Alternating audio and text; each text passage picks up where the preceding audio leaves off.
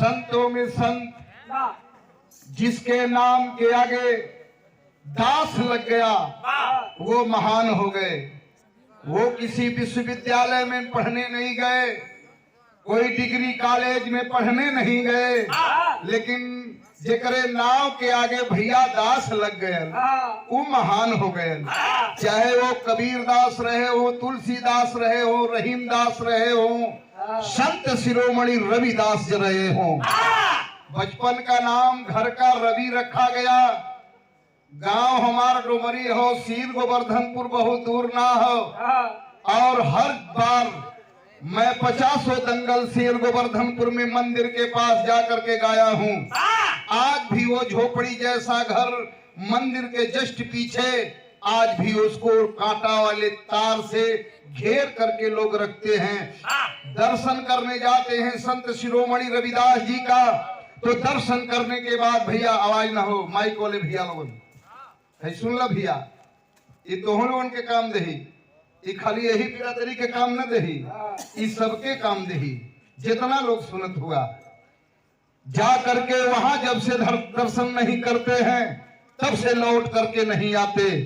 एक लाइन गीत है उधर से, आप लोग संत शिरोमणि रविदास जी के विषय में आप लोगों ने पूजा जी के तरफ से सुना है, इधर से भी एक गीत सुने। गीत वह हो लेकिन भाव हमार दूसर हो। कैसे मास्टर?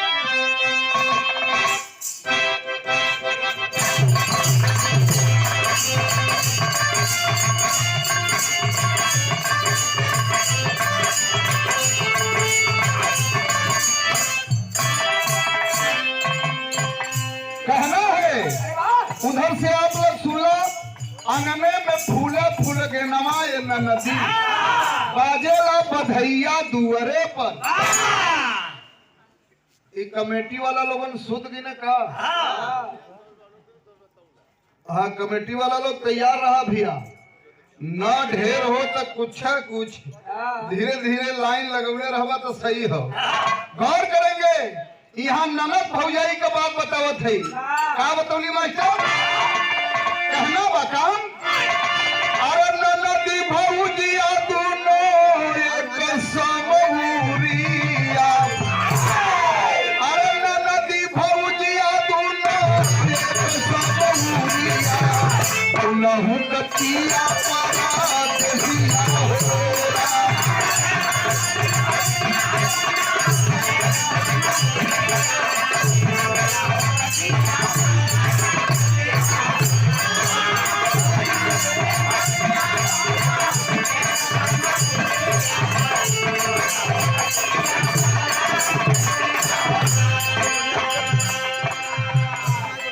गीत का लाइन है जोने के बुल्लू बड़का गाँव है, ननदी भौजिया दोनों एक समौरिया, दुनहु कपिया परदेसिया हो राम। पैसा लेला। ये देखा कमेटी के अध्यक्ष साहब धनेश कुमार, आपके तरफ से ही 95 रुपए का पुरस्कार। बहुत बहुत भैया के प्रणाम बा। कमेटी लोगन का बनर रहो। हमहन देखा यहाँ बहुत दौलत लिखाए के गावे न आयल है। हमहन से बात भई दोनों कलाकारन से, ये वो गांव में बिरहा या वही तलक भैले ना हो। और भैया आप लोग अगर 6 तारीख के खाली हुआ तो एकदम आई के काका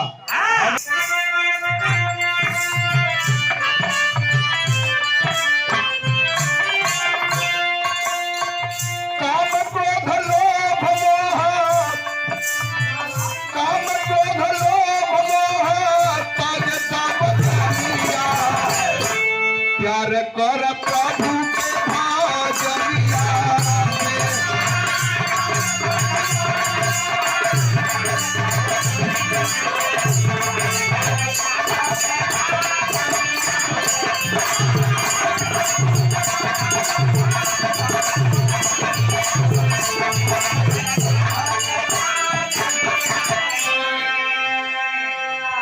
हर भैया लोगन के पलगी बा, लेकिन कहना बा संत शिरोमणि रविदास जी का बात है। काम क्रोध लोभ के तजे प्रभु ज्ञानिया, अब प्यार कैले प्रभु के भजनिया से। जे दुनिया में आयल हो बिना भजन के कोई का तारन तार होवे वाला एक घड़ी आधो में पुनियात 24 घंटा का समय प्रभु हमको आपको दिए हैं और 24 घंटा के समय में अगर आधा घड़ी निकाल के वो मालिक के अगर भज लेवल जाइए हमके आपके भेजले हो भैया तो हमार आपके यहाँ आइब सफल हो जाई। लेकिन आदमी एकदम तैयार ना हुन भगवान के नाम के भजे बदे ऐसे कहना बा का कहना बा।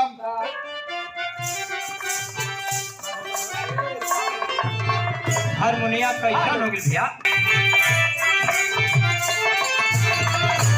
कहना है सच्चे अधिकारी करते कमाई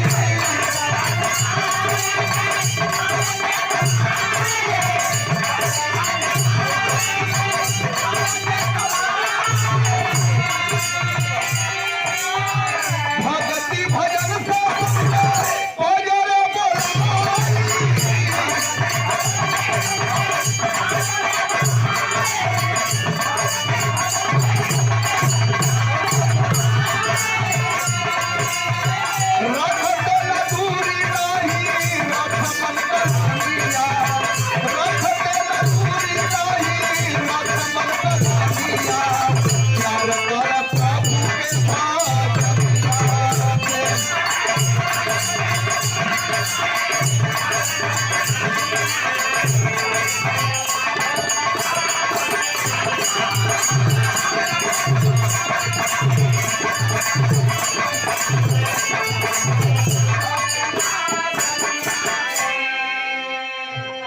संत शिरोमणि रविदास जी का ये बयान था, लोगों को बुला करके सच्ची संदेश देना, सच्ची बात बताना, अपने लोगों को बुला करके। लेकिन वहाँ द्वेष है, द्वेष का बा यह द्वेष बा जहाँ रहत हुआ जौने झोपड़ी में रहत हुआ वो लोग बतावलन कि उनके माई के नाम उनके बाबू का नाम, लेकिन ऐसे लोग पैदा नहीं होते हैं, अवतरित होते हैं। उनका अवतार हुआ था, प्रकट हुए थे। लेकिन कहना है आगे वाली लाइन में क्या कहना बा।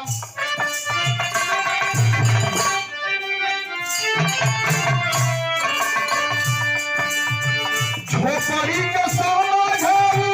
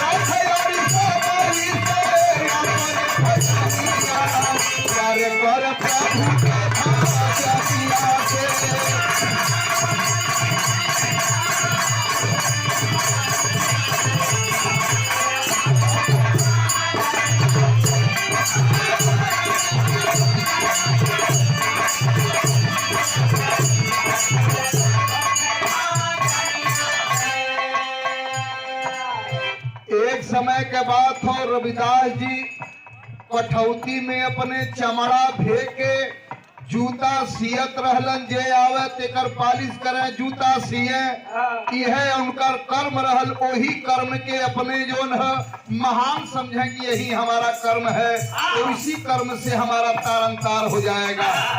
एकादशी के दिन रहल, एकादशी के दिन कुछ गांव के ब्राह्मण के नौजवान साथी गंगा जी स्नान करने जा रहे थे, और जब गंगा जी स्नान करे जा कहलन, वही वक्त पहुंचलन पास में रविदास जी आगे से कलन की आप लोग कहाँ जात हुआ भैया? कहे आज एकादशी है, आपको मालूम नहीं है? कहे मुझे मालूम है, आज एकादशी बा, गंगा जी नहाए जात है। अच्छा तो जात हुआ भैया, तो एक काम हमार कह देता। कलन की बोला कौन काम करे के है? कहे यह चवन्नी है हमार, और गंगा के दे दिया गंगिया कहत रहलन। गंगा के गंगिया कहत रहलन कि वो गंगिया के दे दिया और कह दिया कि रविदास तुमके पलगी कैले हुए। इतने बात कह दिया। वो ब्राह्मण के बच्चे छुआछूत की बीमारी उस समय बहुत तेजों में थी साथियों, और वो ब्राह्मण के बच्चे कहे कि चवन्नी अपना रख दीजिए जमीन पर। जब जमीन पर रखे, उस चवन्नी को उठा करके वो ब्राह्मण के बच्चे गंगा जी गए, स्नान किए। स्नान करने के बाद जब चल दिए तो उसमें एक लड़का था। कहा कि अरे भैया, वो रविदास जी को हम लोग सम्मान से यहाँ रविदास जी कह रहे हैं, लेकिन वो बच्चे कह रहे हैं रविदसवा। वो रविदसवा शब्द से नवाज रहे हैं, कह रहे हैं कि वो चवन्नी दिया है गंगा को देने के लिए, भैया लेकर चले जाओगे। वो ब्राह्मण का बच्चा निकाल करके चवन्नी गंगा में फेंकता है और माँ गंगा प्रकट हो जाती हैं। प्रकट होकर के कहती हैं कि बोलिए, और फेंक करके कहा है कि वो रविदसवा आपको प्रणाम किया है। उतना पर माँ गंगा प्रकट होकर के कहती हैं कि बच्चों थोड़ा सुनो हमारी बात, ले जा करके ये सोने का कंगन ले जा करके रविदास को दे देना, मेरा परम भक्त है वो। रविदास को जब सोने का कंगन पंडित जी लोग देखलन तो इनकर मन जो है विचलित होए लगल। सोने का कंगन ले करके उन बच्चों का मन जो है विचलित हो गया। वो कंगन अपने पास रख लिए और रखने के बाद आ करके कहे कि हाँ, आपका पैसा हमने गंगा को दे दिया, और देने के बाद बाबू गौर करेंगे और यहीं से प्रणाम कर लेते हैं। और वो ब्राह्मण के जो लड़की है, घर में परिवार है, लड़की है, वो लड़की सखी के कर रहल वही काश राजा जो काशी के राजा थे, काश राजा की लड़की और ये ब्राह्मण की लड़की दोनों सखी थी। अगर दोनों सखी रहनी, काश राजा की लड़की ब्राह्मण के घर आती है तो वो कंगन, सोने वाला कंगन निकाल करके वो राजा की लड़की को जब दिखाती है तो राजा की लड़की ले जा करके कंगन अपने पिताजी को दिखाती है और कहती है कि पिताजी, जब से इस कंगन का जोड़ा नहीं लगेगा, जब से इस कंगन का जोड़ा नहीं लगेगा, तब तक मैं न खाऊंगी, न पीऊंगी, न सोऊंगी। हठ बरियार फान लेहलस। अच्छा तो बच्ची लड़किया के अपने बोला के राजा पूछलन की कंगन पौलू कहाँ? कहे फलाने पंडित जी के लड़की है, कंगन के हमके दिखौनी, हम ले ली। फलाने पंडित जी बुलाए के राजा के दरबार में अइलन, और जब दरबार में अइलन तो बुलाए के दरबार में जब अइलन तो राजा कलन की इस कंगन का जोड़ा कहाँ है? इस कंगन का जोड़ा लगाओ और ली आओ, और नहीं तो तुम्हें हम पूरे परिवार को कोल्हू में पिरवा देंगे।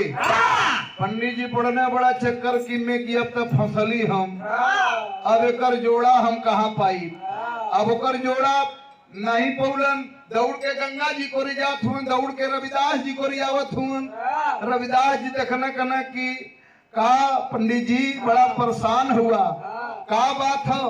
कहे बात इतने हो कि एक ठे कंगन जो न गंगा जी आपके देवे बदे कहले रहली, वो कंगन के हम चुराए के ले जाए के घरे रख देली।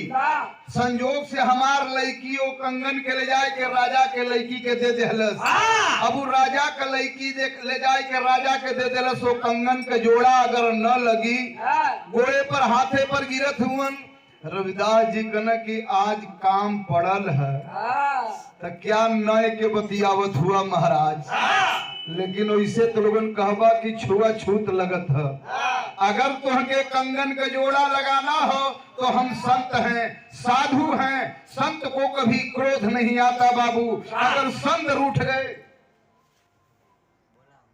इधर जो रविदास जी के पास ब्राह्मण देवता आए और राजा आए, राजा की लड़की आई। रविदास रविदास जी कहे कि वह चमड़ा भेवल हो कठौती में, वही कठौती में हाथ डाला। अब पंडित जी सोचत हूँ कि चमड़ा का जात जोन हो कठौती में हाथ हम कैसे डाली, लेकिन बाबूजी गौर करेंगे संत शिरोमणि रविदास जिनका नाम पड़ा मामूली नाम नहीं है, उसमें हाथ डालते हैं। पंडित जी सोचना कि कोल्हुआ से अच्छा हो कि इमनिया हथवा डाल ले, नहीं तो राजा पेरवाए दी हैं। ओ कठौती में जब चमड़ा जोने में भेवले रहलन, हाथ डालन, दूसरा कंगन निकाल करके जब कंगन देते हैं तो प्रणाम करते हैं रविदास जी की जाइए, किसी का तो भला हो जाए। ऐसे संत शिरोमणि अगर किसी के नाम के आगे लगा तो केवल संत रविदास जी के नाम के आगे लगा। बहुत बहुत चरण में पड़ा, आगे वाली लाइन में लिखल गए, क्या लिखल गए?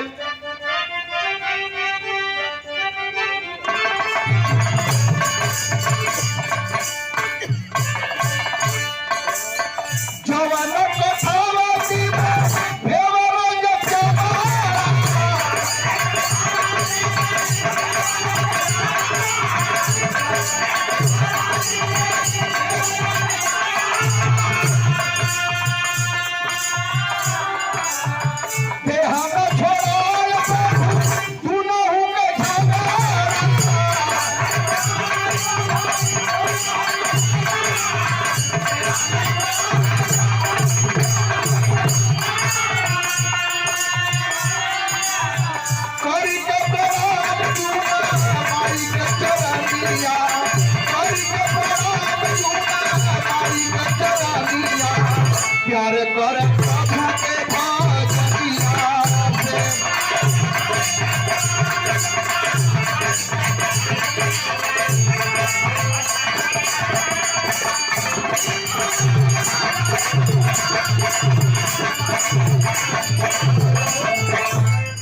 उनके फलगी बा, लेकिन देखा गौर करेंगे दोनों जने के झगड़ा छोड़ा देलन।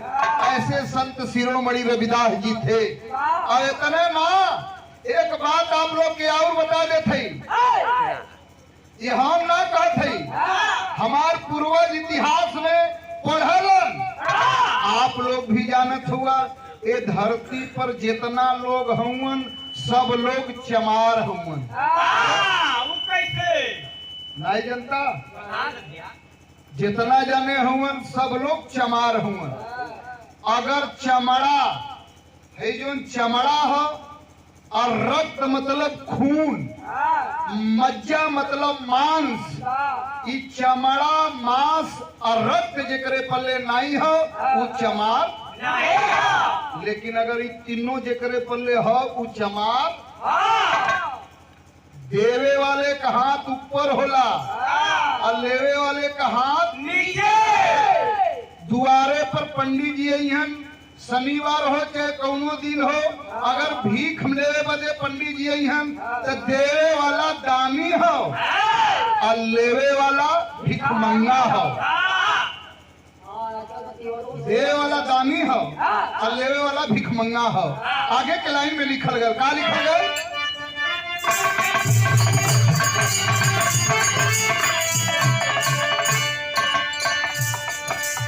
और क्या लिखा गया? गाली देने वाले को, गाली देने वाले को बड़ा समझदार।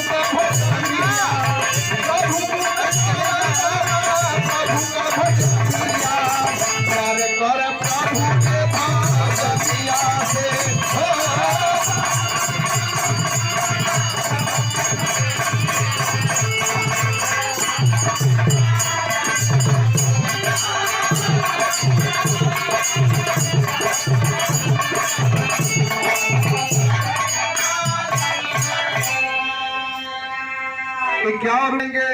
संत शिरोमणि रविदास जी का जन्म जो है बनारस काशी सीर गोवर्धनपुर, जौने के सीर करहिया के नाम से भी आप लोग जानेलन, लेकिन उसका नाम शुद्ध है सीर गोवर्धनपुर।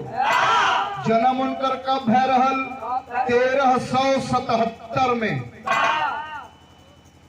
और मृत्यु जो है यहाँ नहीं हुआ, पंजाब के धरती पर हुआ। मृत्यु कब हुआ था? 1584 में, और क्षत्रिय कुल में पैदा हुई थी। क्षत्रिय कुल में पैदा होने के बाद जिनके नाम के आप लोग मीरा के नाम से जानते हैं, मीरा भगवान कृष्ण में लीन हो गई। खोजते खोजते क्षत्रिय कुल में पैदा हुई, वो आकर के इसी बनारस में अगर किसी को गुरु बनाती है तो वो थे संत शिरोमणि रविदास जी। संत शिरोमणि रविदास जी पंजाब से चल करके लोग आते हैं और पंजाबी भाषा हिंदी में कन्वर्ट करके बोलने का भाषा अगर प्रचलित किए, प्रचार किए, तो यही संत शिरोमणि रविदास जी। कितना बात बताऊं बाबू, रात बीत जाएगा लेकिन उनका वर्णन खत्म नहीं होगा। आखिरी में कहना है, क्या कहना है?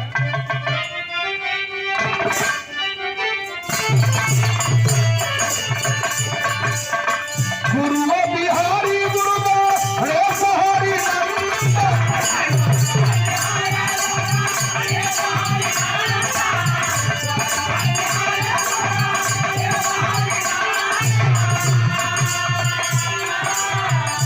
राम जी राम राम भारी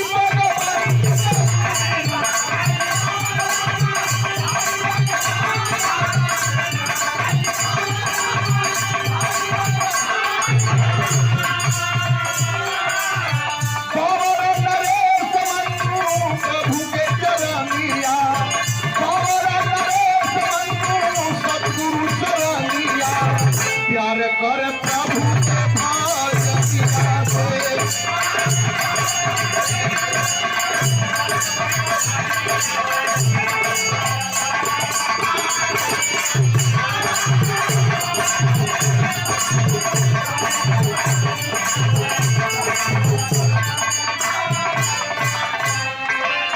काम क्रोध लोभ के पूजन प्रभु कनिया, काम क्रोध लोभ के छोड़न प्रभु कनिया, प्यार कर प्रभु के भाजनिया से।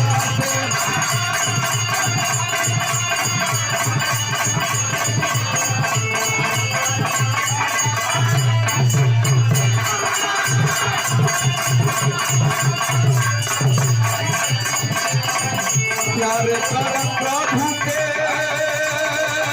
भजनिया।